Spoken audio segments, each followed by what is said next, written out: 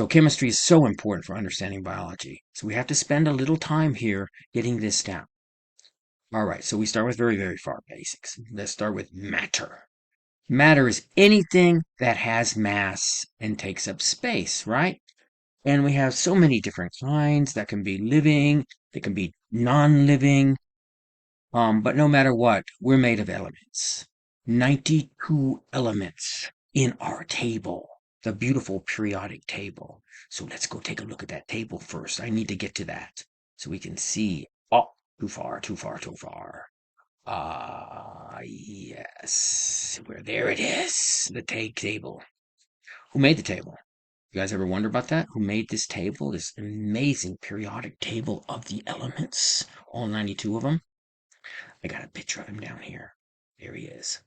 Mendeleev. He's a Russian chemist. He came up with this table in 1869. He identified all these different elements. I mean, he didn't do this alone. There were others for many, many years, many chemists. But what he did was he made the table and he laid it out in a very particular way here, the periodic table of elements.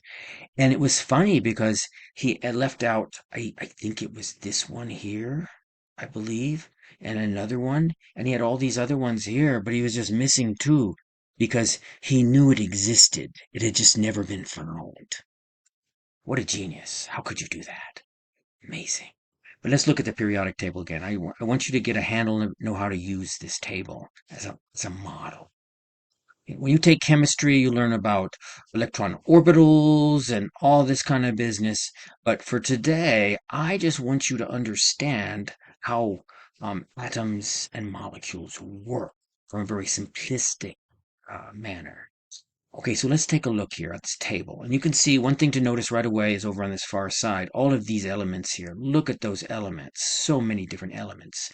Elements isn't, these are atoms with electrons, negatively charged, protons, positively charged, and neutrons. Certain numbers of them, okay? And depending on how many they have, they're going to be put into different positions in this table. So, but big picture, watch. These here are the noble elements right here. They're so noble. The noble gases is what they call them because they're all gases.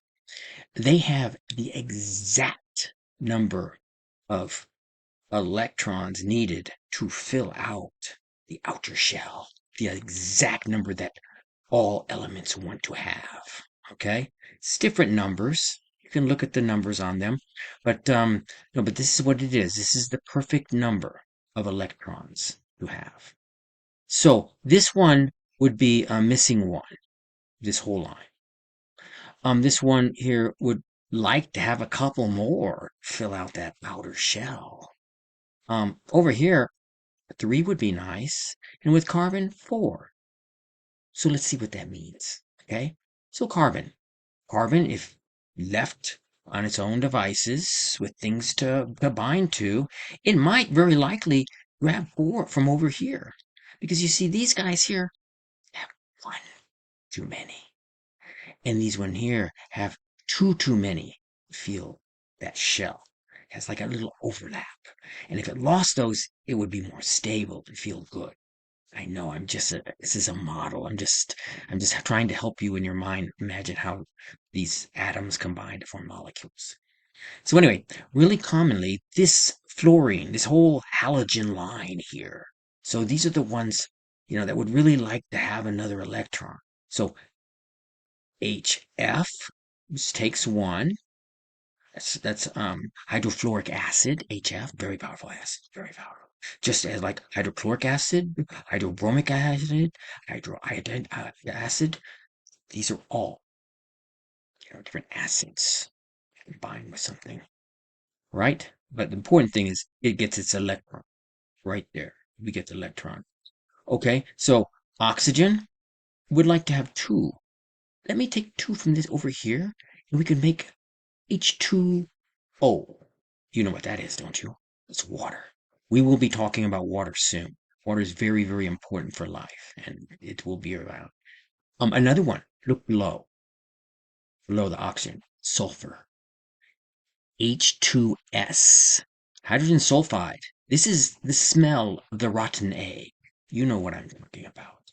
And on down the line. We got another one. So we have selenium here. Very bad for fungi. I think fungi do not like selenium and whatnot. But there we go. And then let's move over though. Let's go over to this one and look at some other that we have. Nitrogen. Okay, it would like 3. And it doesn't have to just be hydrogen. We can do combinations of different ones and different things, and they can form, right? But let's look at nitrogen. Nitrogen, add 3 of those. We have ammonia. Okay? All right, and let's keep going.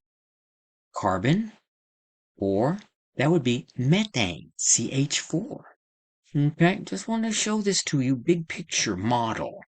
Models are important to understand, and that's what you can do with this. And before I leave, because we're going to be going on, I just want to say that we could also do other things. We could take, say, one of these on this line and add it up to one of over here, besides hydrogen, with these other ones. Okay? Like, for example, sodium there could combine with chlorine there. Sodium chloride. This is a different kind of molecule. Strange, because sodium is very, very explosive metal. Chlorine, zero gas. Put them together, so ionization, and we have table salt. Such a strange thing. But there's weird properties that reveal as we come up to the next level as things mix with other things. It's the fun part of chemistry.